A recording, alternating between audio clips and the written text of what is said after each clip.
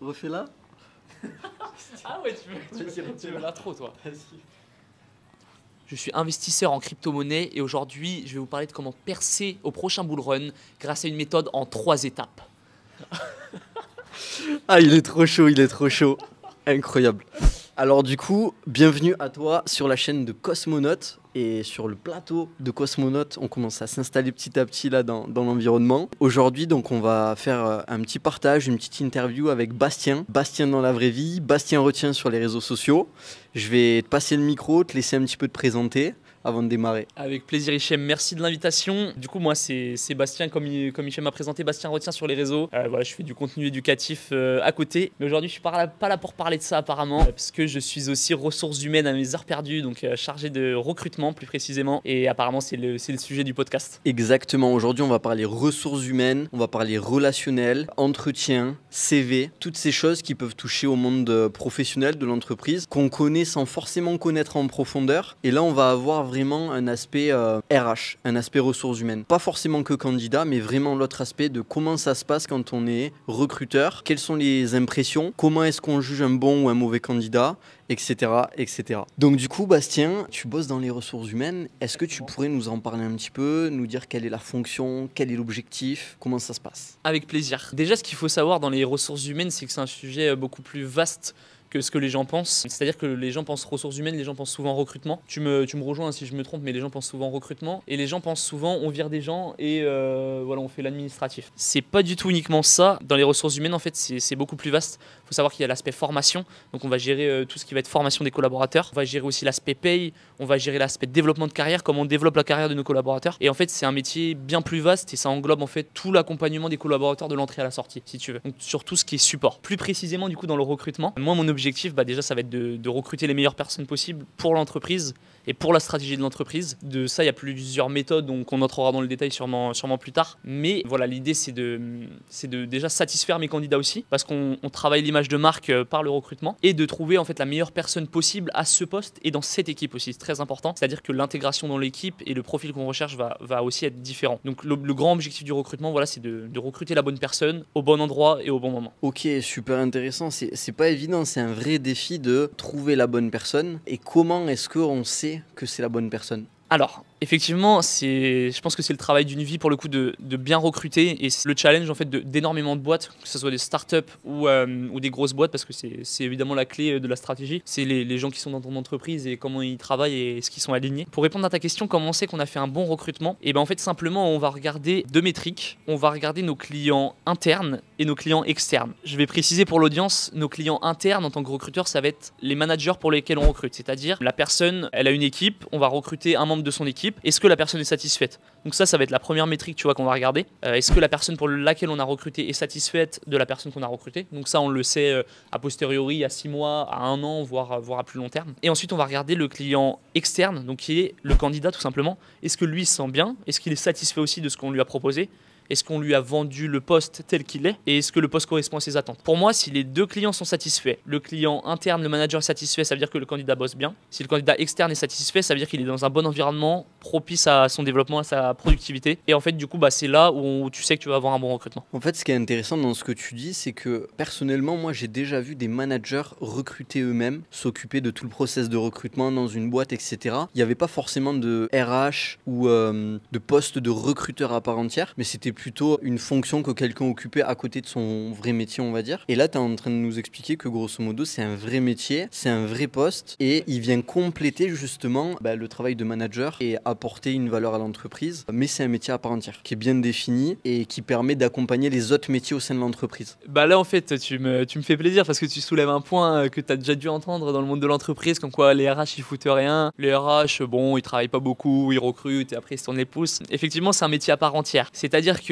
on va prendre un poste, je sais pas, de commercial par exemple. Toi, ça te parle, Hichem, je sais. Un commercial, il est très fort pour vendre. Mais en fait, recruter, c'est une compétence à part entière. Et ça, je pense que les entrepreneurs qui écoutent potentiellement ou les gens qui ont été amenés à recruter, ils savent que c'est très dur et qu'en fait, un bon commercial, ça sera pas un bon recruteur. Il sera très très fort par contre en appui du recrutement et c'est essentiel que ça se lie à l'opérationnel et que en fait, le candidat rencontre le manager aussi parce qu'il va pouvoir tester les aspects commerciaux mieux que les RH. Il va pouvoir tester les aspects typiques technique, tout à fait, purement du poste, mais sur l'aspect recrutement, sur l'aspect analytique, est-ce qu'il va avoir la motivation, les compétences comportementales qu'on va attendre, ce qui va fitter avec la culture d'entreprise. Ça, le manager, il va pas déjà être formé pour l'analyser, et lui, il va avoir plus de biais, c'est-à-dire que quelqu'un de sympa, il va plus avoir tendance à l'embaucher, même s'il a moins de compétences que quelqu'un d'autre. Ça peut être une bonne chose, mais il faut aussi qu'on apporte cette nuance aux managers, et parfois qu'on nuance leurs attentes aussi. Des fois, ils ont des attentes beaucoup trop élevées, ils veulent le candidat parfait, ce qu'on appelle le mouton à 5 pattes dans la fonction RH,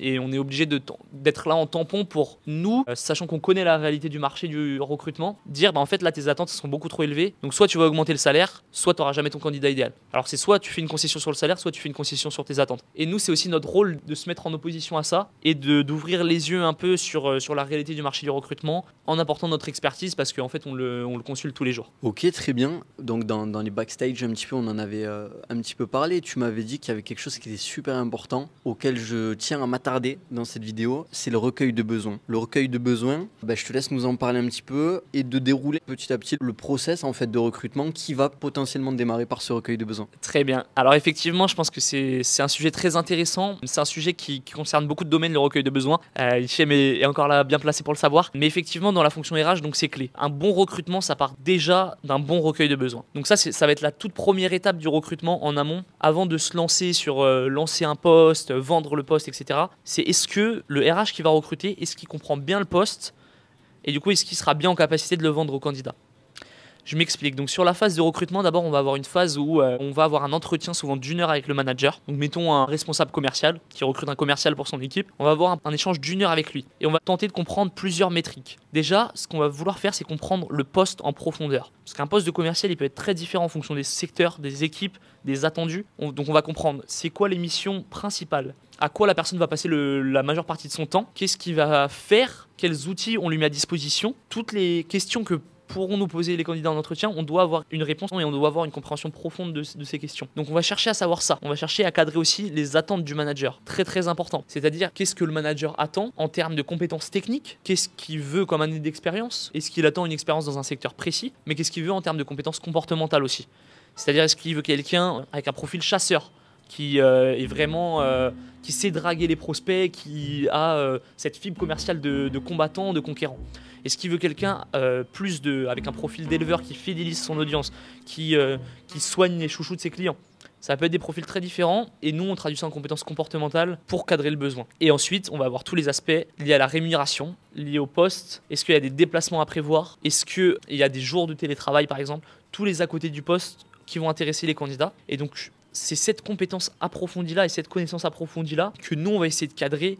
Et c'est la base de tout. Parce qu'un bon recrutement pour moi, s'il n'y a pas un bon recueil de besoins, ça peut pas marcher. Et puis il y avait donc il y a tout ça, il y a ce que tu m'avais dit aussi, les non négociables, ce qui n'est pas du tout tolérable pour le manager, le manque de rigueur, des choses comme ça. Oui, exactement. Donc ça c'est une petite stratégie personnelle pour ceux qui recrutent. Je demande donc les compétences attendues, mais je demande est-ce qu'il y a des compétences rédhibitoires aussi. C'est-à-dire, parfois on peut tolérer certaines choses. Par exemple sur certains postes, le manque d'organisation, c'est jamais un plus, mais ça peut être pas si grave que ça. Sur un commercial, s'il est très introverti et sur le contact client c'est dur, là ça va être un non négociable. Il faut un bon sens du contact. Et en fait ça se lie aux compétences attendues. C'est souvent quand sur un expert comptable il faut quelqu'un de très rigoureux, parce qu'en fait on peut pas se permettre d'avoir des erreurs de comptabilité, ça coûte cher à l'entreprise. Donc on a ces compétences clés qui sont aussi des compétences rédhibitoires si elles sont absentes, qu'il faut absolument. Et ça c'est une clé de cibler en posant des questions différentes. Quelles compétences vraiment sont clés? 2-3 compétences, il ne s'agit pas d'avoir 20 compétences parce que sinon on s'en sort plus. Il faut que le manager soit en capacité de nous dire et que nous on le guide vers 2-3 compétences qui sont essentielles à évaluer chez le candidat et qu'on évaluera par la suite en entretien. Bon, c'est très intéressant, on a beaucoup de contenu là et beaucoup de valeur qui est apporté. Ce que peut-être, pour résumer, synthétiser pour l'audience, derrière ton écran, si tu es peut-être candidat pour un poste, ce qui peut être très intéressant, et tu vas me dire si je dis des bêtises Bastien, mais c'est de bien lire la fiche de poste, de bien comprendre quels sont les attendus, parce que tous ces attendus qui ont été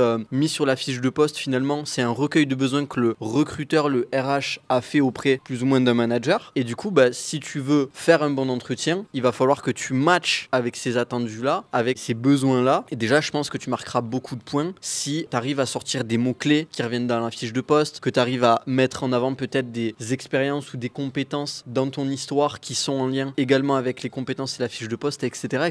Est-ce que tu as un petit mot à nous dire pour ça, pour cette cohérence à apporter? Avec plaisir. Effectivement, après, je pourrais donner des tips aux candidats plus tard, si tu veux, dans le podcast. Mais effectivement, c'est important de bien lire la fiche de poste, surtout quand il y a un poste qui vous intéresse beaucoup. Il y aura toujours souvent des compétences comportementales qu'on mentionne, souvent à la fin de la fiche de poste, dans les compétences attendues sur la partie votre profil. Ça peut être capacité d'organisation, etc. Nous, ce qu'on va évaluer en RH, c'est qu'effectivement, il faut essayer de nous vendre et de créer une histoire sur votre profil et pour mettre en avant vos compétences. Ce qu'il faut faire et ce qu'on tend à vous guider à faire, mais on préfère si vous le faites naturellement, c'est d'apporter en fait des réponses avec une méthode STAR. C'est-à-dire qu'en fait, vous partez d'une situation et en fait vous apportez des éléments de réponse à la résolution de cette situation, si vous voulez, pour montrer que vous avez eu la compétence. Par exemple, voilà, j'ai eu un projet, je vous dis une bêtise, j'ai eu un projet où je devais coordonner 3 pôles d'activité différents, 3 secteurs. Du coup, en fait, je me suis organisé, j'ai fait une to-do list là-dessus et j'ai priorisé ce pôle-là parce que c'était un enjeu stratégique de l'entreprise en priorisant la majeure partie de mon temps. Et en fait, vous apportez une situation, un problème et une solution. Donc avec cette méthode, en fait, vous nous montrez que déjà vous êtes organisé, structuré dans vos réponses. Donc ça, on apprécie beaucoup en RH et on y fait attention. Et aussi, vous montrez de vous-même que vous avez une capacité d'organisation. Et c'est pas à nous d'aller creuser. Ah oui, est-ce que vous pouvez me donner un exemple? Est-ce qu'il y a un projet où vous avez dû faire preuve d'organisation? Et ça, les gars, très peu de candidats le font, très peu. Et vous serez étonnés du peu de candidats qui le font. Et franchement, un candidat me fait ça, moi je kiffe. Honnêtement, en tant qu'RH, je kiffe. Et souvent le compte rendu sera plutôt positif à destination du manager à la suite.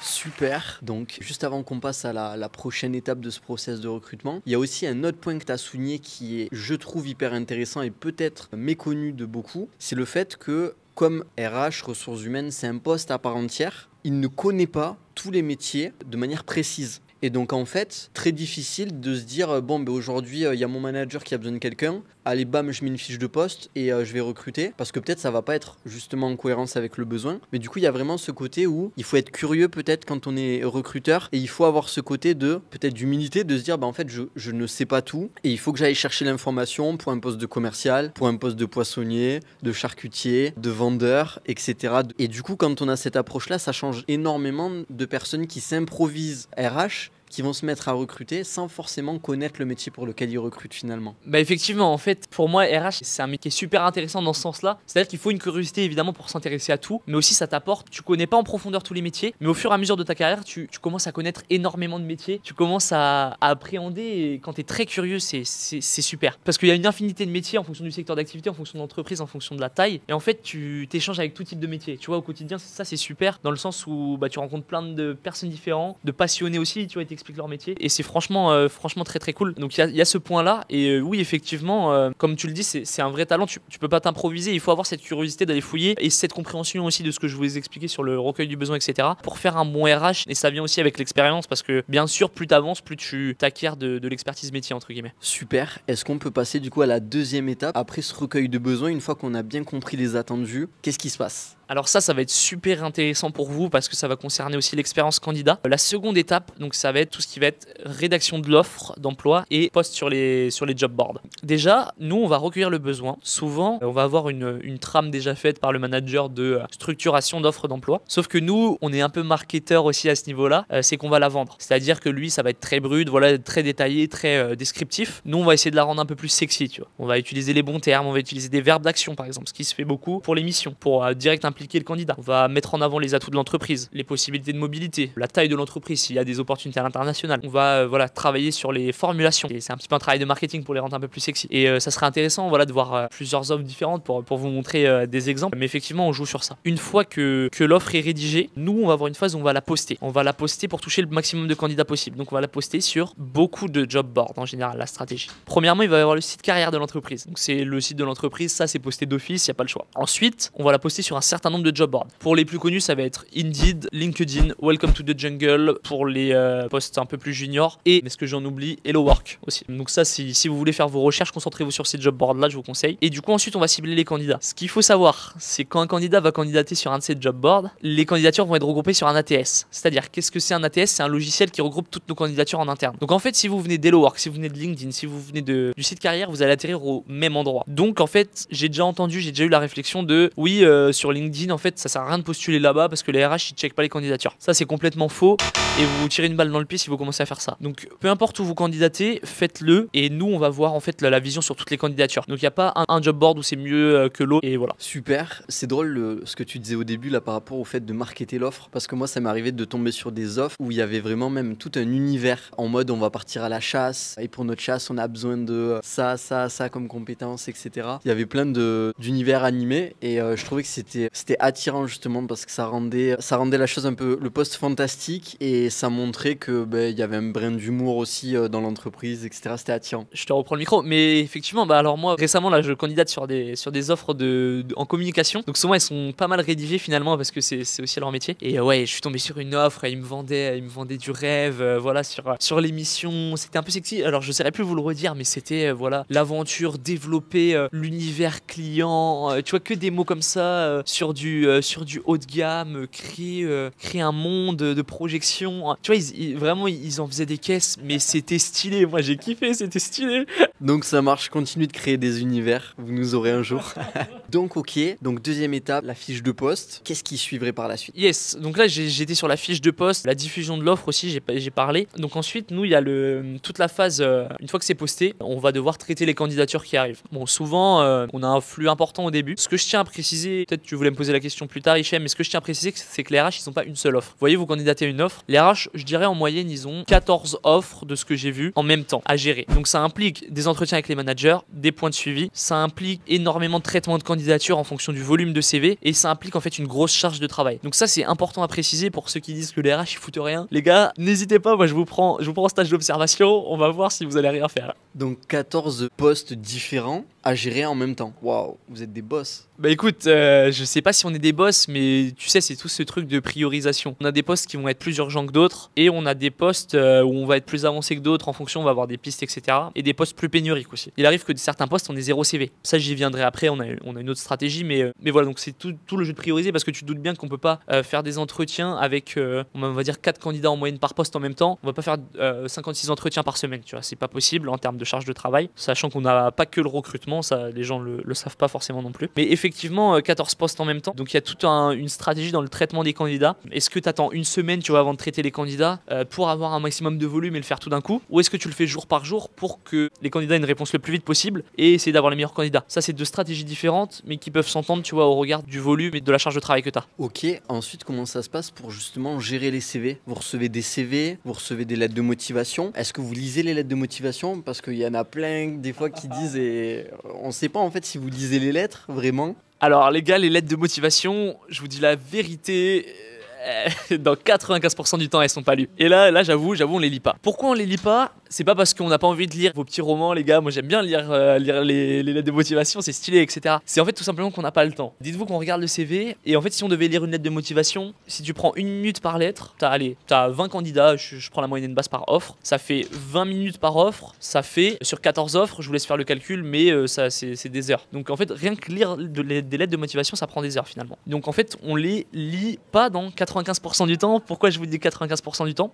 Parce que certains RH, bon c'est à la marge, et certains managers surtout, les managers peuvent traiter les candidatures dans les ATS. Ça, peu de gens le savent, c'est pas que les RH. Ils peuvent regarder les candidatures et nous aiguiller sur les profils. Les managers, parfois, ils accordent beaucoup d'importance. Donc, ça sera pas utile, les gars, dans 95% du temps de faire une lettre de motivation. Par contre, ça peut faire toute la différence dans 5% du temps. Alors, vous avez aucun intérêt à pas le faire. C'est-à-dire que le jour où vous n'allez pas le faire et que ça sera important pour les recruteurs et les managers, et ben vous allez vous brûler les ailes juste pour ça. Et ça, c'est totalement con si c'est un poste que vous rêvez de faire et si c'est un poste que vous kiffez faire. Tu nous as parlé de ATS, qu'est-ce que c'est? Ouais, alors ATS, donc Automated Tracking System, c'est tout simplement un logiciel qui va aspirer les candidatures des autres logiciels, donc LinkedIn, Hello Work, tous les job boards auxquels vous candidatez, qui va regrouper les candidatures dans une interface. Donc nous, on va voir tous les CV. À côté des CV, on va voir source LinkedIn, source Hello Work. En fait, on va voir d'où vous avez candidaté, mais tous vos CV, on va les traiter dans une seule interface. Parce que imaginez sinon, un RH, il a peut-être 6 job boards différents. Tous les matins, tu vas sur LinkedIn, tu traites tes candidatures, tu vas sur Hello Work, tu traites tes candidatures, tu vas sur... Impossible. Donc il nous faut ça pour bien travailler. Et ça, certaines boîtes l'ont pas, et sachez que c'est horrible pour les RH. C'est-à-dire que c'est un temps perdu et de la productivité gâchée. S'il y a des patrons de boîte ou des patrons de start-up qui nous écoutent, c'est horrible, et sur le process RH, il faut un ATS. Ok, donc là on est parfait pour le CV. Est-ce que peut-être tu pourrais nous parler des mots-clés? Est-ce qu'il y a des mots-clés sur le CV qui font qu'on va être plus vu que d'autres, etc. Donc ça c'est intéressant, sur tout ce qui va être CV et mots-clés. Déjà je dirais que c'est important quand vous postulez, donc nous quand on va traiter les offres, si vous maîtrisez tel logiciel, on veut le savoir. Parce que sur une offre marketing par exemple, si vous maîtrisez WordPress, c'est bien. Si vous maîtrisez en RH, si vous avez déjà touché à des logiciels, je sais rien, de gestion du recrutement, de gestion de la paye, etc., on veut le savoir. Donc ça c'est des choses qu'il faut mettre sur votre CV, parce qu'en fait vous prenez le risque si vous les mettez pas, qu'on vous sélectionne pas pour un entretien, juste parce que vous l'avez pas mis. Et nous on sait pas si vous le mettez pas, on part du principe que vous l'avez pas. Donc en fait il faut mettre les logiciels que vous maîtrisez qui sont en lien. Pareil, il faut valoriser vos expériences sur vos CV. Ce qui est important, ça va être de vendre vos expériences sur vos CV. Nous on vous vend le poste, mais vous il faut que vous rendiez vos expériences sexy. Je vous prends un exemple marrant, j'ai travaillé moi en banque en stage, et j'ai fait du classement d'archives. Et voilà, je mettais réorganisation de l'espace archivique en coordination avec l'équipe projet. Tu vois, direct, je te dis pas classement des archives sur le CV, je te le vends là. Et du coup, ça sera plus stylé. Et sachez qu'il y a une vidéo de Micode, moi que j'adore, qui a fait une étude sur le recrutement et sur les CV. Et ils ont dit que la chose la plus importante pour un candidat, ça va être le bullshit, c'est-à-dire mettre en valeur vos expériences. Et ça va changer, je crois, 25% les chances d'avoir un entretien ou pas. Et c'est la chose la plus importante. Et franchement, il faut que vous les vendiez comme ça. Donc ça, j'enchaîne sur ta question, Hichem, c'était pour les mots-clés. Donc ça, c'est important sur le côté quand vous candidatez. Mais ce qui est important aussi, c'est que surtout sur votre profil LinkedIn, si vous mettez votre CV, nous on va avoir une partie chasse. Comme je vous l'ai mentionné précédemment, des fois on a des pénuries, c'est-à-dire qu'on n'a pas beaucoup de candidats ou pas beaucoup de bons candidats. Donc on va avoir toute une partie où on va aller chasser les candidats. Peut-être certains d'entre vous se sont fait démarcher sur LinkedIn par des recruteurs. En fait, quand vous mettez votre CV sur LinkedIn, comment on va tomber sur votre profil? On va avoir ce qu'on appelle du coup une base de CV. Donc ça peut être sur beaucoup de job boards, notamment LinkedIn, où on va taper des mots-clés et on va trouver sur des CV. En fait, c'est une recherche comme une recherche Google. Vous tapez des mots-clés, vous avez une recherche.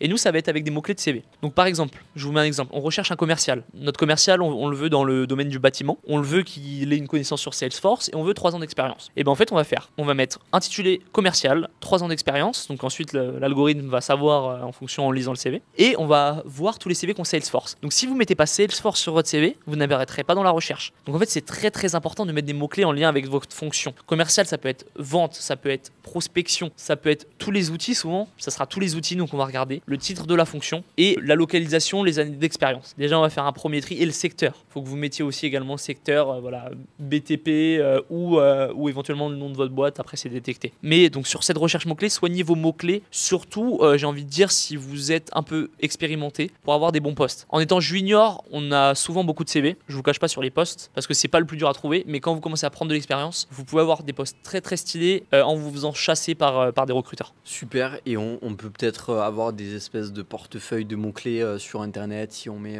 mots-clés commercial, mots-clés vente un petit peu. Comment trouver des bons mots-clés? Comme je vous le disais, nous les mots-clés on les définit avec le manager. Donc c'est en fonction du besoin. C'est souvent, je vous cache pas, souvent ce qu'on fait c'est que ça va être les logiciels, Salesforce, etc. Sur les commerciaux, on va regarder les commerciaux qui ont bossé dans les boîtes concurrentes du secteur ou les boîtes du secteur. Donc c'est d'où l'importance de mettre le titre des boîtes sur vos CV et éventuellement le secteur d'activité. Et ensuite on va regarder le titre de la fonction commerciale, la localisation, le niveau d'anglais éventuellement aussi, si on a un besoin au niveau d'anglais et toutes ces choses-là. Par exemple sur de la communication et du marketing, pour connaître un peu ces fonctions-là, c'est très important parce qu'il y a beaucoup d'outils, InDesign, la suite Adobe et les gens ont souvent des prérequis importants. Donc en fait, si vous ne mettez pas tous les logiciels que vous maîtrisez, quitte à si vous les maîtrisez moyennement, même si vous les maîtrisez pas trop, les mettre quand même, c'est plus important parce qu'après vous pourrez faire la différence en entretien. Justement, on va passer maintenant à l'entretien. Donc l'entretien, comment ça se passe, comment ça se déroule? Il y a eu énormément de choses, il y a énormément d'entretiens différents. Il y a des entretiens, je trouve, qui sont équilibrés, où la balle elle est donnée dans les deux camps. Il y a des entretiens où le recruteur là, se prend pour vraiment une montagne et il te regarde de haut et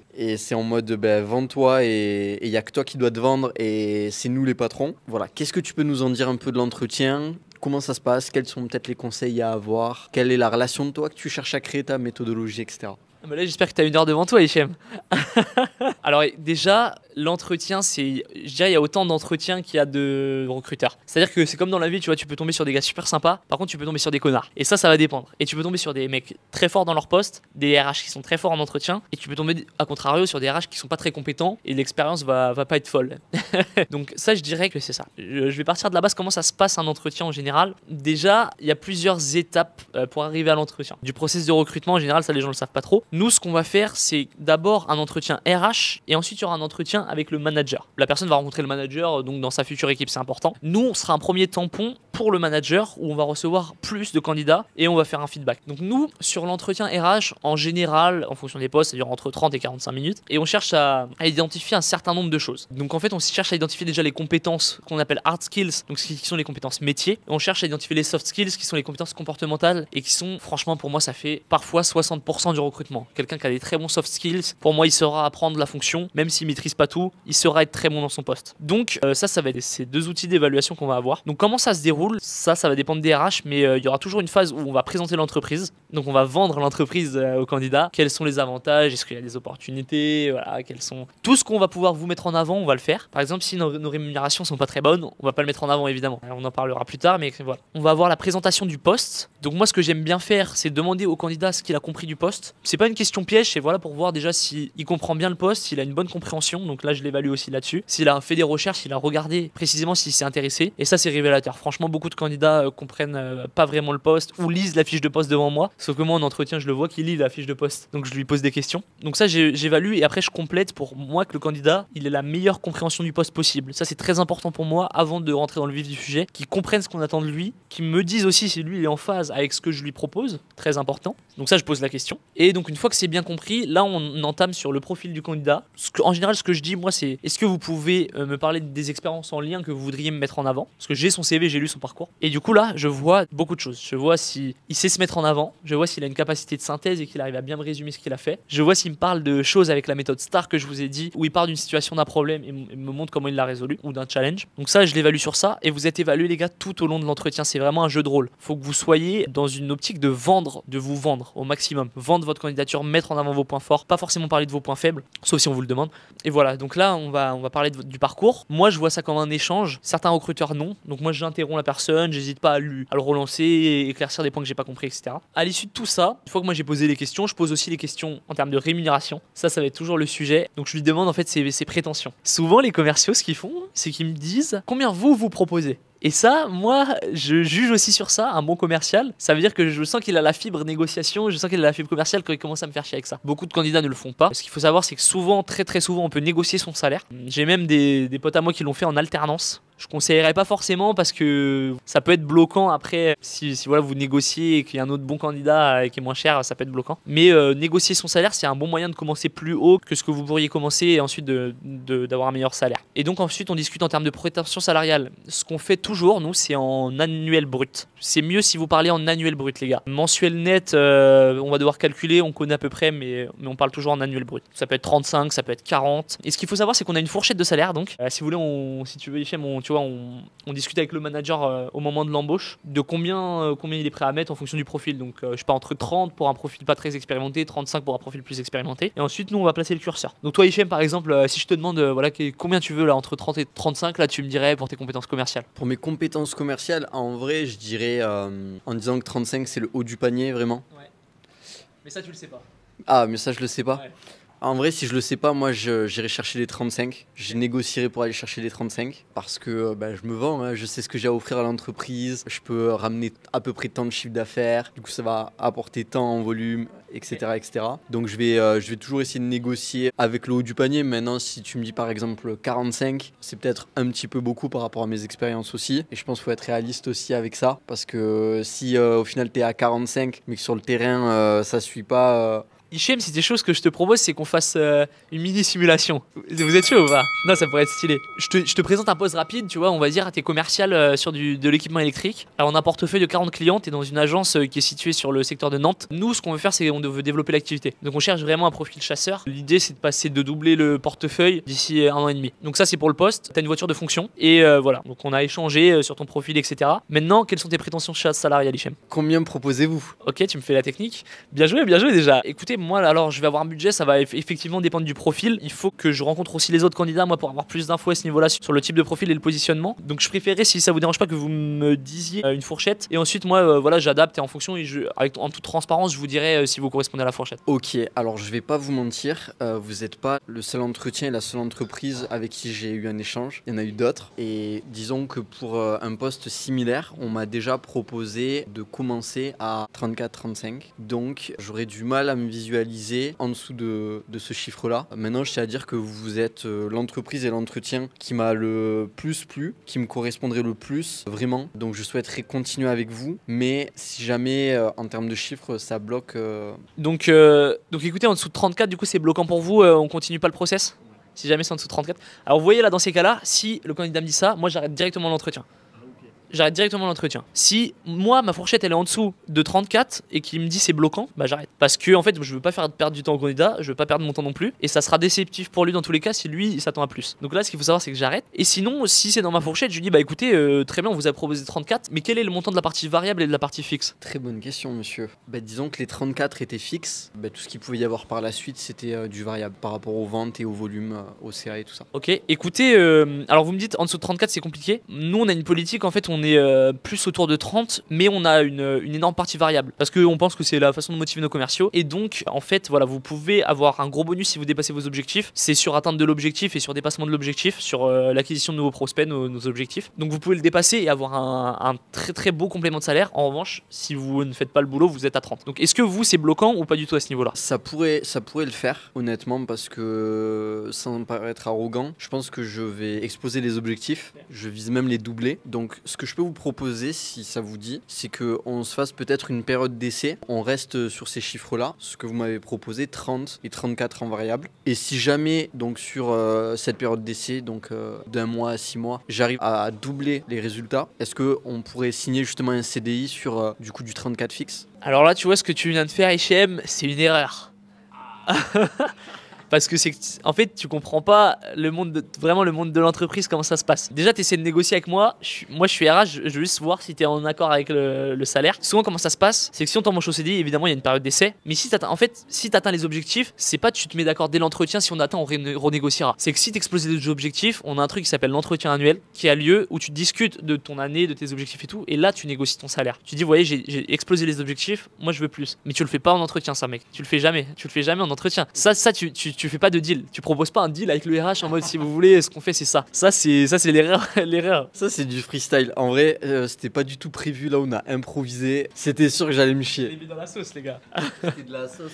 Je l'ai mis dans la sauce. En vrai voilà, donc l'idée c'est que moi je vérifie. Ce que je voulais vous dire c'est que là voilà, vous voyez Hichem, il a en fait faut pas essayer de dire sa rémunération en premier, mais en fait sachant que c'est le RH, s'il veut vous la faire dire en premier, il va vous la faire dire en premier et vous pouvez rien y faire parce que c'est un peu lui qui a un tout petit peu plus de pouvoir vu qu'il recrute et vous candidatez. Mais Hichem voilà, il a fait la technique que je l'ai dit, c'était pas mal, et donc ensuite nous on précise et on se met d'accord. Voilà, souvent les commerciaux ils ont des fourchettes hautes, moi je dis est-ce que c'est bloquant, j'essaie de cadrer. Si c'est bloquant j'arrête tout de suite comme je vous l'ai dit, si c'est pas bloquant on continue. La plupart du temps justement c'est bloquant ou pas, qu'est-ce qu'on te dit? Et en fait j'ai eu des cas, en fait non, la plupart du temps on est sur les fourchettes. En fait si vous avez bien fait votre étude de rémunération à l'origine, vous êtes au marché. Donc les candidats, ils seront pas bloqués par votre rémunération. Après, sur certains postes, dans certaines boîtes, vous n'allez pas être au marché. Et dans ce cas, les candidats pourront éventuellement être bloqués par la rémunération. Donc ça, quand on voit que ça arrive trop souvent, on l'identifie, on essaie de faire une revalorisation parce qu'on n'arrive pas à recruter. L'idée, c'est que moi, j'ai déjà arrêté des entretiens à cause de la rémunération. Et franchement, les candidats me remercient en fait. Souvent, en tant qu'RH, moi au début, j'avais peur de dire, écoutez, on s'arrête là. Voilà, j'avais peur que le candidat soit déçu, etc. Mais en fait, la transparence dans le processus de recrutement, c'est super important. Et en fait je leur fais gagner un temps précieux et je suis surtout honnête avec eux dans la réalité de ce que je peux leur proposer, et souvent ils me remercient en fait. Et quand j'ai compris ça, c'est là que j'ai commencé à être un meilleur RH. Ok, super. Donc peut-être juste on peut résumer sur l'entretien. Ce qui va être crucial de ce que j'en retiens, c'est surtout la mise en situation, que le candidat arrive à parler de ses expériences passées, de mise en situation passée pour démontrer de ses compétences. C'est-à-dire qu'on ne dit pas je suis persévérant, on ne dit pas je suis un bon vendeur, on le démontre justement à travers la méthode STAR, et c'est beaucoup plus parlant. Tout à fait. Écoutez les gars, si je vous dis oui moi j'ai fait 1 million etc et que je vous le dis mais que je vous explique pas comment je l'ai fait et qu'il y a aucune preuve, en fait vous me croyez pas. Si vous me dites je suis organisé mais que en fait vous avez aucune preuve de ça et que vous me montrez pas que vous êtes organisé, oui ça marche pas. Donc pour moi il y a 3 choses. Avoir un parcours cohérent, donc évaluer votre motivation au poste et pourquoi vous arrivez là. Moi je veux comprendre pourquoi vous candidatez là, très important. Savoir vendre votre parcours et vos compétences à travers votre histoire que vous allez me raconter. Il n'y a pas que les expériences que vous vendez les gars, vous vendez les expériences associatives, vous vendez vos sports, vous pouvez vendre n'importe quoi en fait. Vous savez, il y a des gens qui adorent recruter des sportifs de haut niveau. Pourquoi? Parce que dépassement de soi, ambition, rigueur, vous voyez, organisation, ça demande beaucoup de choses. Donc en fait, ça c'est des compétences que vous pouvez mettre en avant. On m'a déjà posé la question sur mon sport en entretien, sur les entretiens que moi j'ai passé en tant que candidat, qui est le street workout, et je leur disais en fait, moi c'est un sport super parce qu'on parle à tout le monde, c'est un bouillon de culture, j'en apprends de tout le monde. Il y a aussi ce côté de dépassement de soi. Vous voyez, je mets en avant que c'est des compétences qui sont transférables, c'est des soft skills qui sont transférables. Donc il y a ce côté vendre la candidature, vous pouvez le faire avec n'importe quoi, cohérence du parcours, et un point que beaucoup de gens sous-estiment, être agréable et sympa. Ça, pour moi, être agréable et sympa, si vous avez un bon échange, un bon feeling avec le RH, c'est super important les gars, super important, soyez souriants. Ouais, si on fait rire le RH, c'est à moitié tuerie, à moitié le poste quoi. Alors ça, j'apporte une nuance, moi je kiffe, tu me fais rire, c'est cool. Il y a des RH qui sont très très sérieux, donc faut éviter d'être trop déconneur.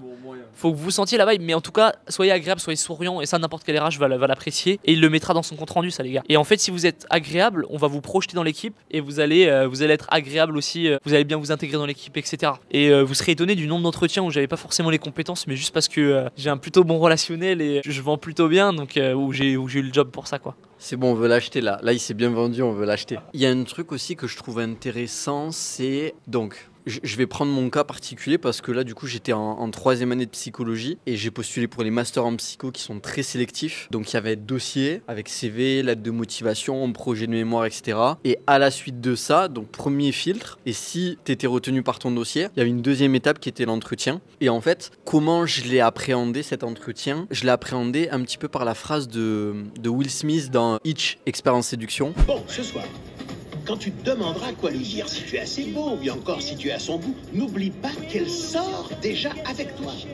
Ce qui veut dire qu'elle a dit oui, alors qu'elle aurait pu dire non. Ça veut dire qu'elle a visé plus loin, alors qu'elle aurait pu t'envoyer bouler. Ça veut dire que maintenant, ta mission n'est pas de la séduire. En gros, ta mission, c'est de ne pas te rétamer.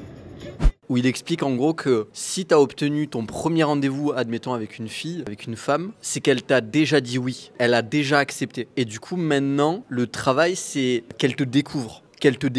Qu'elle apprenne à te connaître, de savoir qui tu es, que tu te présentes justement un peu à travers de mise en situation, tes expériences, etc. Mais je veux dire que moi, comment je le voyais à travers les masters, c'est que la partie technique, la partie globale du parcours, il avait déjà validé. Maintenant, c'est savoir, j'ai commencé mon entretien comme ça, j'ai dit, avec mon dossier, vous avez vu la partie visible de l'iceberg, maintenant on va voir la partie cachée ensemble. Et du coup, j'ai partagé mon histoire, pas mal de mon histoire personnelle pour démontrer des compétences personnelles, notamment la persévérance. Et ça a beaucoup plu du coup, je pense, parce que j'ai eu 4 offres de master où j'ai été pris direct, j'ai pas eu de liste d'attente, donc je pense que ça a plutôt bien marché. Et moi je commence souvent c'est pas pour mettre la lumière sur moi, mais c'est pour donner un exemple, je commence souvent mes entretiens en parlant de moi, en disant j'ai pas fait de collège, j'ai pas fait de lycée, et après j'enchaîne. Et en fait le fait de pas avoir fait de collège, de lycée, j'enchaîne, et à la fin je dis j'ai quand même obtenu donc un bac+3 en gestion, un master en management, une licence en psycho et bientôt un master en psycho. En fait j'ai pas besoin de leur dire je suis persévérant, parce que ça le démontre. T'en penses quoi de tout ça? Non mais déjà merci frérot parce que tu m'as régalé. Franchement avec ta comparaison avec un date avec une fille, je trouve ça très très juste en fait. Parce qu'en fait une fois que tu es sélectionné, en fait il faut que tu confirmes, tu vois, que tu montres un peu plus de toi, etc. Mais ça veut dire que tu plais déjà. Et en fait pour moi, avec les filles ou en entretien, le plus dur c'est toujours d'aller à l'entretien. Une fois que je suis en date ou en entretien, ensuite moi ça roule toujours parce que tu vois, tu te présentes, etc. Et tu dois juste confirmer, montrer de toi et montrer tes compétences. Mais de base, t'as un a priori positif et t'as été validé, oui effectivement. Et qu'est-ce que c'était ta question déjà, Hicham, pardon? C'est du coup, qu'est-ce que tu penses un petit peu de mon approche sur le fait de... Moi, je pars vraiment du principe de montrer plus mon savoir-être, entre guillemets, en entretien, ma personnalité, savoir qui je suis, parce que l'aspect un peu compétence et tout ça, je vais en parler bien sûr, mais ils l'ont surtout vu dans le dossier ou le CV. Et du coup, je me dis, des compétences, tu peux les apprendre, même si t'es pas forcément au top. Par contre, la personnalité, c'est difficile à changer. Et ça m'est arrivé d'ailleurs, j'ai eu des stages, notamment un stage, je ne citerai pas l'entreprise, mais parce que je disais, voilà, j'ai pas fait de collège, j'ai pas fait de lycée, je suis pas forcément le plus compétent. Par contre, aujourd'hui je suis en master, j'ai la dalle d'apprendre, et s'il y a des trucs qu'il faut faire pendant le stage que je ne sais pas faire, je prendrai le temps de le faire, je prendrai le temps de me former pour pouvoir bien le faire, et je suis prêt à travailler un peu plus que les autres pour correspondre à vos attentes et à répondre à votre besoin. Je suis vraiment motivé et ça fera la différence. Bah pour le coup ton approche je pense qu'elle est très bien et de toute façon tu le vois en termes de résultats, t'as eu plus d'entretiens, enfin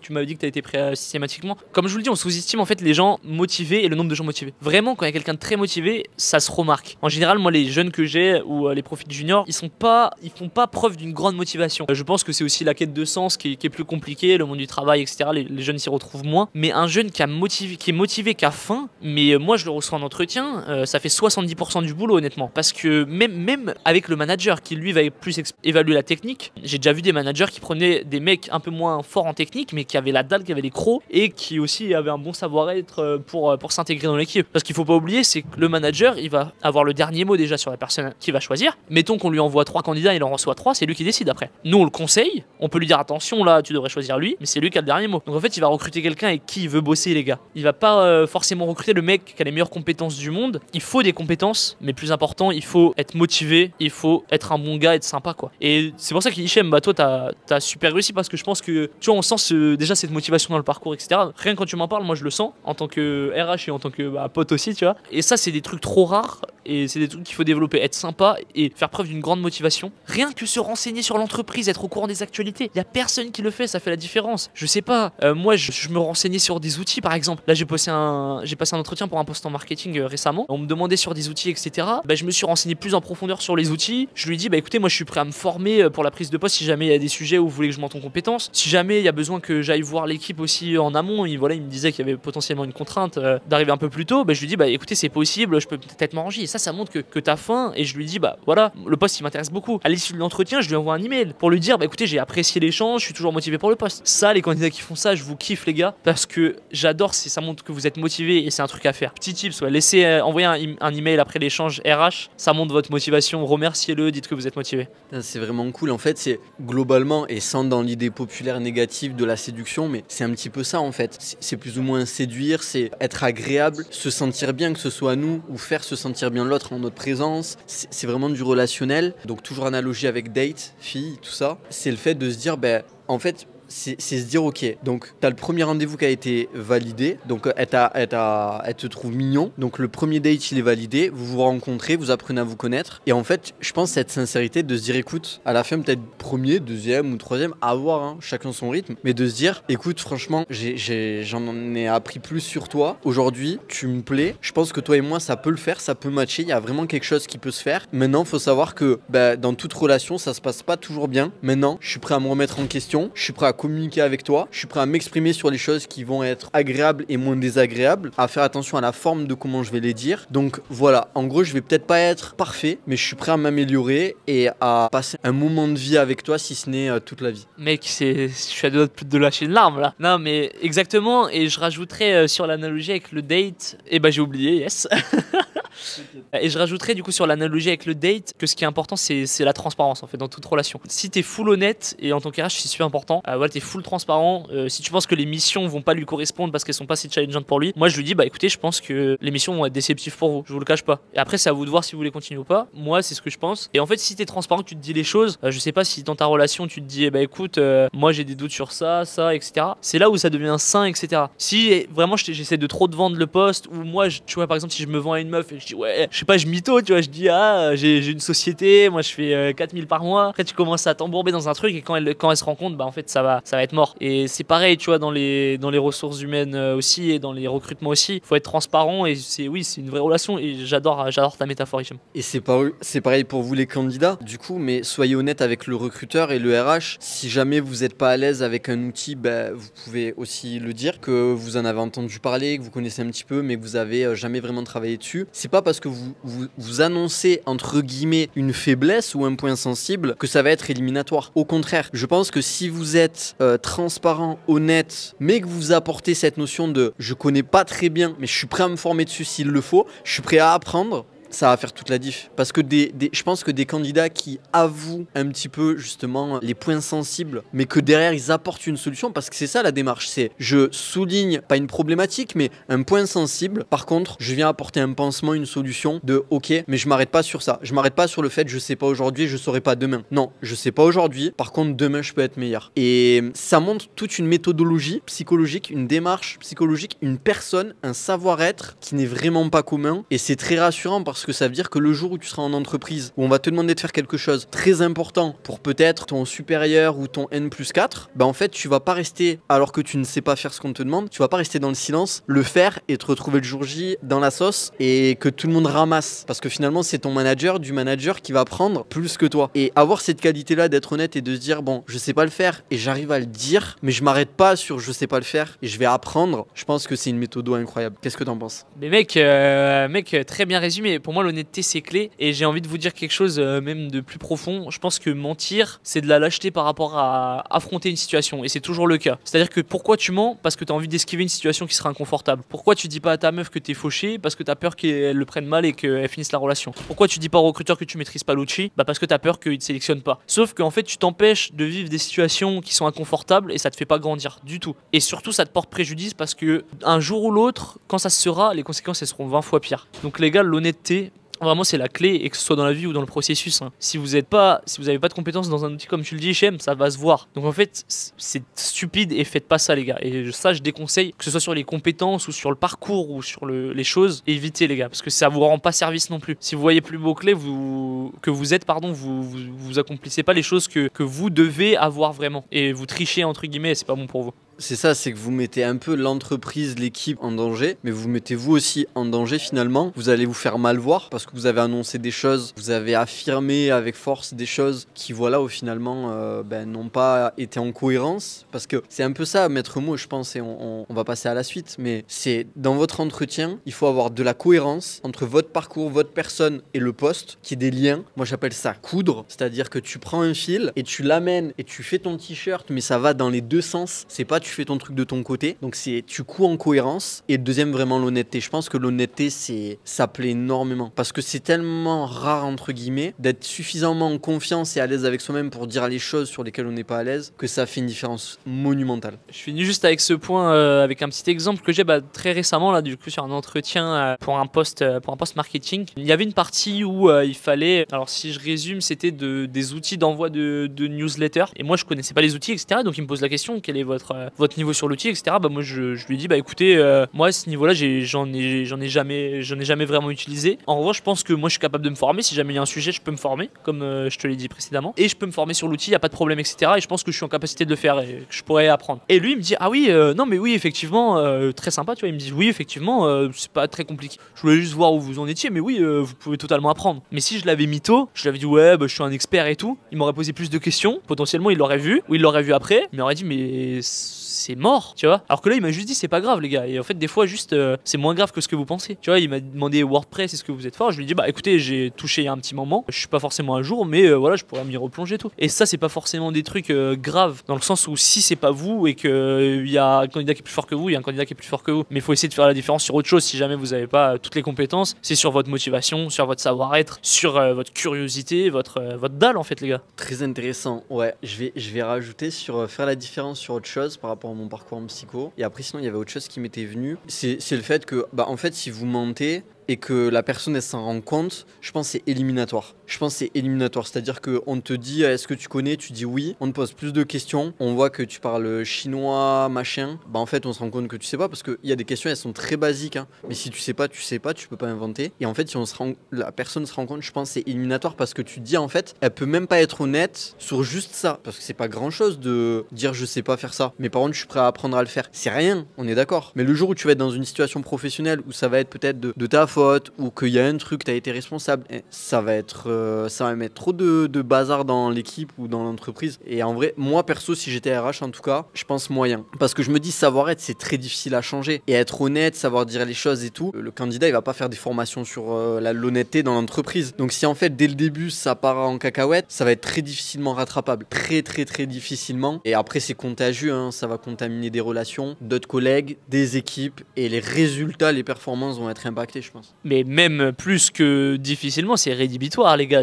Nous c'est KO direct, hein. Et à ça on vous prend pas direct, c'est impossible. Parce que tu te dis, le mec il me ment, il va mentir potentiellement au client en dépendant du poste. Tu vois, si t'es commercial, tu vas mentir au client. Du coup le client il va être déçu. Et en fait si le mec il te ment là pour se vendre, bah en fait potentiellement il va mentir tout le temps. Donc en fait tu veux pas quelqu'un comme ça dans ta boîte en fait, tout simplement. Et ouais, en termes d'image de l'entreprise et même en termes humains, c'est naze, tu vois. Si le mec pareil il est j'en sais rien, il est très désorganisé, ou une autre compétences, donc il va être désorganisé avec les clients, ou s'il est tête en l'air, il va oublier mon entretien. Bah c'est mort les gars, vous oubliez un entretien, c'est mort, désolé, mais on vous prend pas, on va pas vous rappeler. Parce que t'oublies un entretien, ça veut dire que tu vas oublier un entretien important potentiellement avec un client. C'est la première image qu'on a de toi en plus, donc les gars, non, c'est mort, vous pouvez pas faire ça. En fait, c'est ça, c'est se dire que tout ce qui se passe avant l'entretien, c'est-à-dire la rigueur de noter le rendez-vous, d'être à l'heure, voire en avance, les fautes d'orthographe, en fait, tout ça, le recruteur, il va transférer tout ça sur le quotidien du poste. Il va se dire, ok, faute dans le CV, ça veut dire il peut faire une faute dans un dossier de rendu au N+1, N+4. Il arrive en retard à l'entretien, ça veut dire il peut arriver en retard à une réunion d'équipe ou à une réunion avec un client. Mais là, c'est l'image de l'entreprise qui est touchée. Et en fait, tout ça,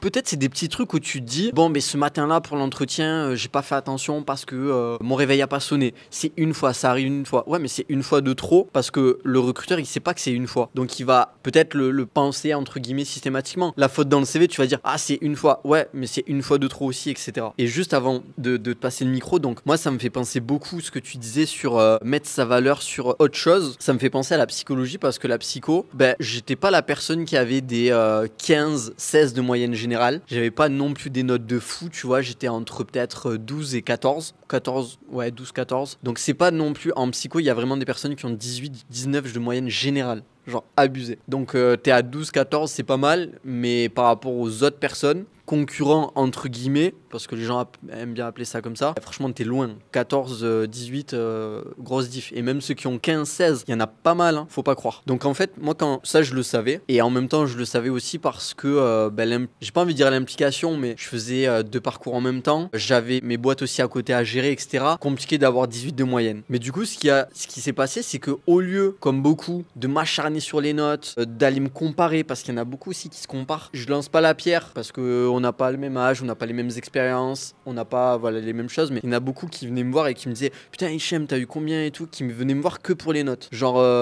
examen fini, les notes elles tombent, t'as eu combien. Genre il n'y a pas de bonjour, il n'y a pas de c'est t'as eu combien. Et là tu te dis mais tranquille, genre pourquoi ça va te servir à quoi de savoir combien j'ai eu. Genre soit c'est vraiment de la bienveillance et tu vas m'aider quoi à réviser si je me suis chié, ou genre tu veux juste te comparer toi face à moi. Et je pense qu'il y a eu beaucoup ça, beaucoup de comparaisons, donc moi ça me mettait assez mal à l'aise. Mais bref, c'est pas pour parler de moi. Tout ça pour dire qu'il y a beaucoup de gens qui se focusaient sur les notes. Et bien moi je me suis focus sur ok, comment je peux augmenter ma valeur, comment je peux mettre en avant mes expériences, comment je peux amener plus de cohérence dans mon parcours quand je vais passer justement l'entretien, quand je vais raconter ma story, comment je peux faire plus de liens, etc. Parce que ce que je me suis dit, et je me le suis répété là il y a quelques jours, je me suis dit, des gens qui vont avoir des 14 dans une matière, des 15 dans une matière, des 17 dans une matière, il y en aura plus de 10 sur 2000 étudiants, il y en aura. Par contre, des gens qui vont avoir ton parcours, moi des gens qui n'ont pas fait de collège et de lycée, en psycho là, je pense qu'il n'y en avait aucun. J'étais le seul, je pense. Donc t'es unique. Sur 2000, t'es unique. Par contre, ton 14, il est bien mignon, mais il y en a plein qui ont eu 14. Et s'ils n'ont pas eu 14 là, ils auront 14 ailleurs. Donc en soi, t'es là, tu t'arraches sur les notes, mais est-ce que vraiment ça montre une différence au niveau de ta personne, de ton savoir-être, de quitter? Non, moi je pense que tu dois certes avoir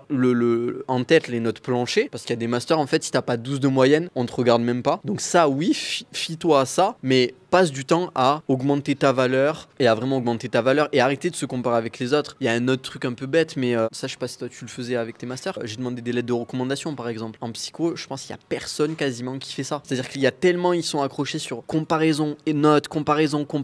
C'est trop sélectif, c'est trop dur qu'il y a même, dis-toi, il y a même une notion et une relation de hiérarchie. C'est-à-dire il y a les masters en haut, il y a moi je suis en bas, je suis petit et c'est je prie pour être pris en master. Et des fois il y a des gens qui prient pour être pris en master dans des masters qui ne correspondent pas à ce qu'ils veulent faire. Mais ils veulent tellement le titre de psychologue, etc., qu'ils sont prêts à prendre n'importe quel master. Et là, moi, je me dis, c'est chaud parce que, déjà, je pense que ça se ressent. Parce que, en fait, ton parcours, tu peux pas vraiment le refaire. Donc, au niveau des choix que t'as fait, si t'es allé dans ça, même s'il y a des choses transférables, tu vois, voilà. Et en plus, ce qui est dommage, et ça, peut-être, on en a pas assez parlé, mais c'est que, certes, l'entreprise, certes, le candidat, il doit se vendre auprès de l'entreprise, mais l'entreprise, elle doit se vendre auprès du candidat. Et moi, ça, j'ai essayé de maintenir cet équilibre relationnel entre du coup les masters et moi, en n'ayant pas peur de dire je préfère tel master, et le dire honnêtement, je préfère tel master parce que j'ai vu que vous étiez dans telle approche, telle démarche avec tel courant théorique, que tel master peut-être me correspondait moins parce que j'ai vu qu'il était là, et en gros pas donner du pain à tout le monde, à boire et à manger à tout le monde et voir où est-ce que tu vas être pris, mais être sincère justement et honnête et dire voilà, vous me correspondez plus, vous me correspondez moins, etc. J'ai beaucoup parlé là, j'ai fait un monologue, mais putain voilà quoi, let's go merde.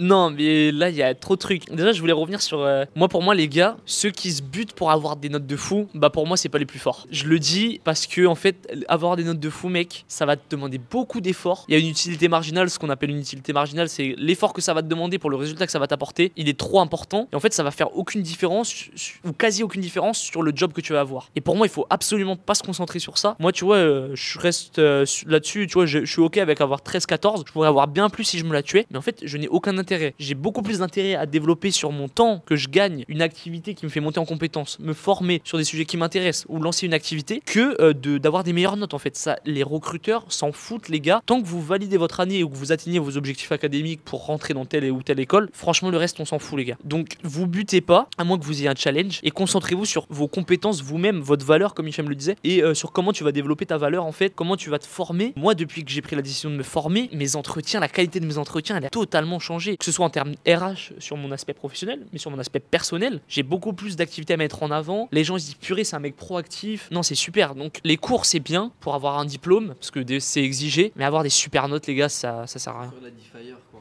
Faut essayer de faire la diffire, voilà. Unique, ça apporter de la valeur et vraiment.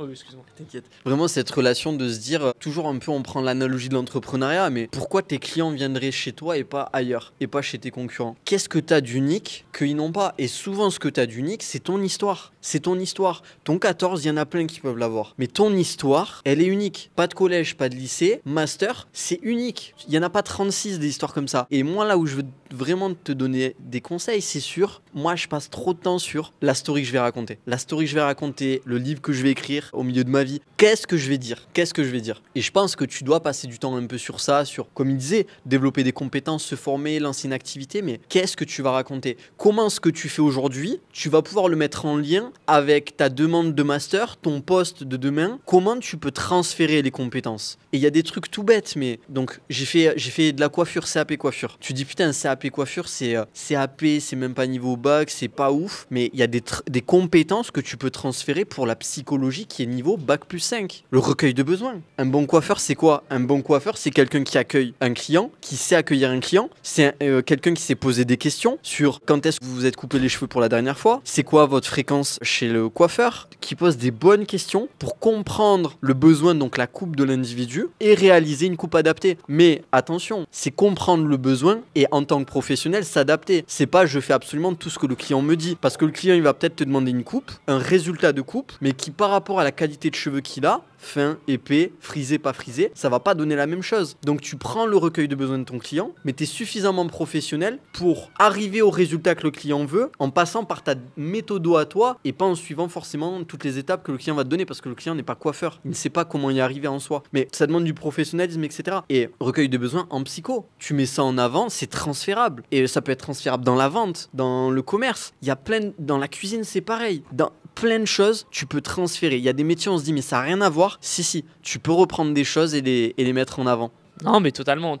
Et bah, c'est ce qu'on disait. Je pense qu'on peut conclure sur ce point. Mais voilà, c'est l'importance de faire la différence. C'est aussi votre avantage unique. Comme disait Hichem, je trouve que ça, c'est très important. Il y a beaucoup de créateurs sur les réseaux sociaux qui ont percé grâce à ça. J'en ai notamment Daetienne en tête. Que lui, son avantage, en fait, c'est qu'il fait 2 mètres 8, je crois. Et en fait, sur toutes ses vidéos, quasiment, il le mentionne. En fait, c'est lui son avantage parce que c'est super rare. Il tourne ses concepts autour de ça. Et finalement, il en gagne. Parce que c'est son avantage unique. C'est lui qui il est. Et ça peut être sur votre parcours, ça peut être sur vos compétences, ça peut être sur votre personnalité. Ça peut être surtout. Je pense que c'est intéressant là-dessus à tous les niveaux. C'était quoi le nom déjà? Tu sais, tu m'avais parlé par rapport à la formation que tu avais. Le truc, le nom et le range, je sais plus, je suis nul en anglais, mais... Alors du coup, ce que je vous disais, c'est l'avantage unique. Bon, je l'ai traduit parce que je suis un peu bilingue, mais c'est unfair advantage.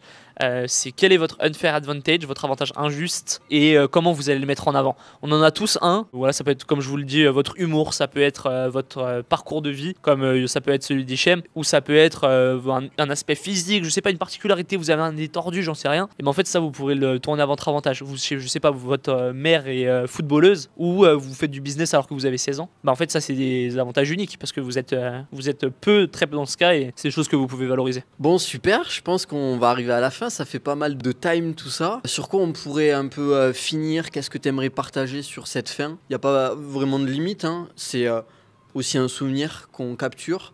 Donc est-ce qu'il y a d'autres choses que tu voudrais partager, des parties que tu voudrais mettre en plus? Donc pour finir un petit peu là sur cette vidéo, est-ce que tu pourrais nous résumer quels seraient les 3 conseils que tu pourrais donner à un candidat pour être recruté dans n'importe quelle boîte? Ok, les 3 choses les plus importantes. Numéro 1, ça va être votre CV. Soignez votre CV, faites attention aux détails. Un CV organisé, un CV clair et un CV vendeur. Au niveau des expériences, faut que vous en fassiez des caisses, faut que vous mettiez en avant vos expériences. Et pas de faute d'orthographe. Numéro 2, ça va être pour l'entretien, renseignez-vous à fond sur l'entreprise. Renseignez-vous sur quel événement il y a eu récemment. Est-ce qu'il y a eu une fusion, est-ce qu'il y a eu un rachat, l'histoire de l'entreprise, quand elle a été fondée. Ressortez-le en entretien, je vous promets que ça va faire la différence avec le recruteur. Et pour l'entretien, soyez avenant, soyez sympathique. Ça c'est le numéro 2. Troisième, si vous n'avez pas les compétences et que vous voulez faire un job dont vous rêvez, formez-vous les gars. Formez-vous, ça va être sur du long terme. Sur votre temps perso, apprenez un logiciel, apprenez telle chose, ça va montrer la motivation et franchement ça va vous permettre à terme de rejoindre le job que vous voulez, ça je vous le garantis. Ça c'est énorme et ça fait la diff de se former à côté de ses études ou de son activité parce que ça démontre une énorme motivation je trouve,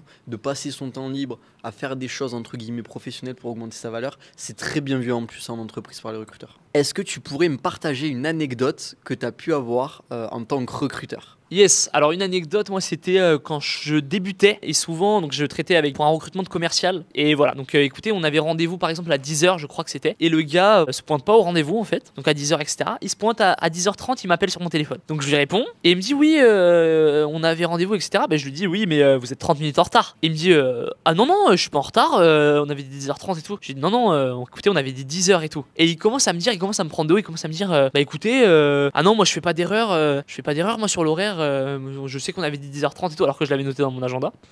Bref, je fais pas d'erreur, moi je suis pas un petit jeune qui fait ce genre d'erreur. Sauf qu'il savait pas le gars, sauf que moi je suis un petit jeune et je l'ai pas très bien pris. Donc je lui ai dit, bah écoutez monsieur, alors si vous ne faites pas cette erreur, vous avez fait cette erreur, on avait rendez-vous à 10h et dans ce cas là on va se laisser là-dessus. Et bam, j'ai raccroché au nez. Ah ouais, c'est sec. Non mais le gars, enfin culotté quoi, ok commercial mais il fait l'erreur, il me reproche l'erreur et ensuite il me prend de haut. Mais là c'était impossible. Donc impossible lui.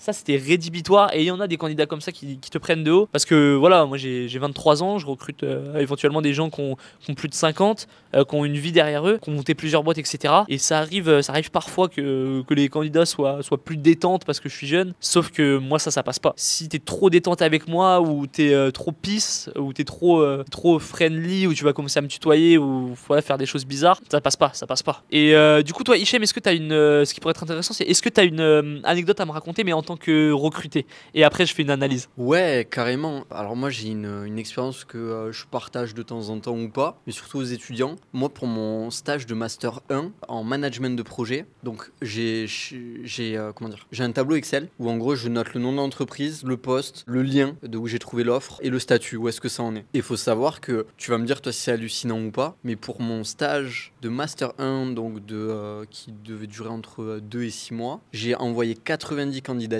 pour avoir 2 appels, seulement 2 appels, donc 2 appels un peu en mode entretien, et sur les 2, j'ai une entreprise qui m'a pris. Donc c'est chaud parce que tu te dis, t'aurais arrêté à 80, t'aurais pas eu d'appel. T'aurais arrêté à 85, t'aurais pas eu d'appel. Donc là, ça souligne d'autres choses, mais persévérer. Moi, je dis toujours, faut mettre du chiffre. Si ça marche pas, s'il n'y a pas suffisamment, mets du chiffre. Parce que dans le commerce, nous, on dit c'est dans ta quantité que tu vas trouver ta qualité. Et donc, j'avais bien ça en tête. Heureusement que j'avais fait du marketing et de la vente et du commerce avant. Parce que du coup, fallait juste augmenter les chiffres et les résultats ont suivi. Mais quand même, t'en penses quoi, toi? 90 candidatures pour seulement 2 appels. Et sur les 2, ils auraient pu me dire non. Il y en a un quand même où voilà, j'ai joué la carte de l'honnêteté et tout. J'ai partagé mon parcours qui démontre un peu la persévérance, tout, et ça l'a bien fait. Mais voilà. C'était pour une alternance? Pour un stage. Pour un stage, ok, donc c'était pour un stage. Non mais écoute, ça m'étonne pas que tu aies envoyé autant de candidatures. Et si je peux partager moi ma stratégie, donc sur l'alternance c'est pareil, comme je suis en RH et que là je veux aller dans le monde de la com et du marketing. En fait ma stratégie moi les gars c'est que je fais 10 candidatures par jour. J'ai un tableau Excel pareil, je référence 10 candidatures par jour. Et une stratégie c'est de postuler à celles qui sont très récentes. Parce que si tu postules à celles qui sont trop anciennes, potentiellement les RH ont déjà trouvé le candidat. Le candidat est déjà en process pour être recruté et ils vont pas lire votre CV. Donc en fait, moi, je candidate dans les premiers, comme ça, mon CV sera ouvert à 100%. Parce que je pense que sur les stages auxquels tu as candidaté, tes CV, dans peut-être 40% du temps, n'ont pas été ouverts. Parce qu'ils avaient déjà trouvé. Et le fait qu'il y ait si peu de retours, ouais, ça peut être aussi que tu candidates pas aux offres très récentes ou que tu candidates trop tard. Mais effectivement, les gars, comme dit Shem, je pense que c'est très bien, c'est une candidature de volume. Et c'est de là que tu trouves ta qualité. Et c'est ce qui va te permettre aussi d'avoir le plus de choix possible. Faut que tu te dises que en fait, tu vas pouvoir choisir entre plusieurs potentiellement, tu vois. Moi, je dois en être à 60, là, tu vois, candidature sur l'alternance. J'ai 3 entretiens, donc j'ai potentiellement à voir comment ça se passe, mais le choix entre 3 entreprises et je vois où je peux me situer sur le marché. Et ça, c'est super important. Et ouais, il faut persévérer. Et je sais que les gens candidatent trop peu, ils sont encore trop sélectifs par rapport aux offres auxquelles ils postulent, alors que des fois, c'est mieux d'accepter un stage de 6 mois où tu peux commencer à mettre un pied dans le milieu pour ensuite avoir des offres plus stylées que de chercher l'offre où vraiment ça va être incroyable, tu vas toucher à tout, etc. En fait, les gens ont du mal à sacrifier 6 mois pour avoir un truc plus stylé, je trouve. Après, ce qui est intéressant, ça donne une autre stratégie aussi, mais tu as postulé à pas mal d'offres et que tu arrives à avoir pas mal d'entretiens, tu as un levier quand même de te dire j'ai pas qu'un choix, et ça peut être entre guillemets positivement un levier un peu de pression, dans le sens où dire bah écoutez, j'ai d'autres offres à côté. En fait, c'est pas que l'entreprise ou que le master, il n'y a pas que cette relation hiérarchique, mais il y a aussi ce truc de pied d'équilibre. Vous avez le choix, vous avez des candidats. Moi, j'ai aussi le choix parce que j'ai d'autres entretiens. Parce qu'en fait, si tu dis à la personne avec qui tu viens de passer l'entretien que tu as passé déjà d'autres entretiens, que tu dois leur donner une réponse dans les prochains jours, j'en sais rien, moi, tu passes l'entretien le jeudi et tu dis, ben voilà, j'ai passé d'autres entretiens, je dois donner une réponse mardi ou mercredi. Ben, l'entreprise, en général, en tout cas moi dans mes situations, ils se sont un petit peu plus pressés que si j'avais genre rien dit, en mode ils vont me faire un retour quand ils veulent eux, et moi je suis en mode dans l'attente et j'attends. Alors que si je la joue comme ça, ils sont en mode ok, vous devez donner une réponse à l'autre entreprise mercredi. S'ils te veulent vraiment, ils vont genre peut-être te faire un retour mardi, un petit peu avant, parce qu'il y a cet aspect aussi concurrentiel où si vraiment ils te veulent et qu'ils se disent que t'es un bon candidat pour ce poste, etc., ils vont vouloir t'avoir avant les autres, et donc ça peut être intéressant pour avoir des réponses avec des deadlines en fait. Ouais, alors ça c'est une stratégie qui marche, ça peut être à double tranchant aussi en fonction de s'ils se disent bah tu préfères l'autre poste, mais souvent c'est une stratégie qui marche quand tu les intéresses vraiment et ils accélèrent vraiment le process pour le coup. Moi j'ai déjà accéléré des process quand les candidats m'ont dit ça, et je trouve que ça part peut-être d'un manque de travail des RH sur l'expérience candidat. Je trouve qu'ils travaillent beaucoup sur l'expérience, est-ce qu'on recrute la bonne personne, l'expérience manager, mais l'expérience candidat est encore trop délaissée. Donc moi ce que j'essaie de faire, je l'ai pas mentionné, mais c'est que j'essaie de leur répondre sous une semaine. Je m'engage et je les recontacte même si j'ai pas la réponse pour leur dire voilà, j'ai pas encore eu la réponse, mais je reviens vers vous, les tenir informés et leur faire un retour aussi sur l'entretien que j'ai passé. Directement à chaud, je leur fais moi un feedback sur l'entretien, sur comment je les ai perçus, leurs forces, leurs faiblesses, et comment est-ce que le retour sera plutôt positif ou quoi. Je suis très transparent et j'essaie de soigner l'expérience candidat, qu'ils soient informés, qu'ils soient considérés en fait, et qu'ils aient un retour le plus juste sur leur candidature pour qu'ils puissent s'améliorer. Et ça, je me fais remercier par énormément de candidats pour ça, et je pense que c'est un aspect délaissé des RH, donc oui, j'ai un peu digressé, mais oui. Pas de souci. Je pense qu'on arrive à la fin de cette vidéo. Ça fait beaucoup de contenu. Si t'es resté jusqu'à la fin, n'hésite pas à mettre un petit like, un petit commentaire de ce que t'as pensé de la vidéo. Si t'as reçu de la valeur, si t'as appris des choses, n'hésite pas à le mettre en commentaire. Est-ce que t'as quelque chose à ajouter, Bastien? Bah écoute, merci Shem. Je pense que les gars, écoutez bien le podcast, suivez les conseils. Je pense que ça va grandement améliorer vos candidatures. N'hésitez pas à aller suivre Richem sur les réseaux. Franchement, il fait du très bon contenu. Continuez à le suivre parce qu'il va tout niquer. Merci les gars, j'espère que vous avez kiffé. Super, on se dit à la prochaine vidéo et ciao ciao. Ciao les gars.